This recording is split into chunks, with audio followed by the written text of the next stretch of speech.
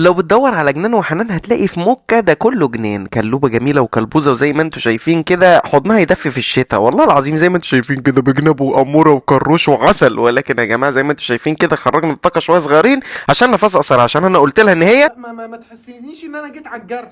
تخينه. كابتن مروان قال لي بعد اذنك يا كابتن زي ما تقولهاش كده، عشان الكلبه دي عندها 5 شهور، ولكن بسم الله ما شاء الله اخدت في اول حصه سيت وداون وستي، وتاني حصه خدت هيل، وكمان كانت اخدت تشيك في اول حصه. فبسم الله ما شاء الله عليها كابتن زياد على مستواها، واسمع مني المعلومه عشان الكلبه دي جميله وما تقولهاش كده هي مش تاني. قادرة والله، انت تعبت خلاص. انا قلت ان هي تخينه. اه دي كلبوزتنا، ما تقولش عليها كده يا كابتن زياد عشان طب اتفضل بغير عليك. اديني شرح سريع عن طيب الموضوع. احنا ادينا الكلوبه دي تاني سيشن ليها النهارده، خدنا اوردر هيل المشي واديتنا نتيجه حلوه قوي مش المره اللي معنى دي فاتت. اديتها هيل بس اشرح لي الموضوع. طبعا اوردر هيل بيبقى تقيل على الكلب، وبيبقى فيه شد للكلب من رقبته فبيعمل له ارهاق جامد على الجسم وعلى الوزن وفي ولا دي شد. عشان تخينه؟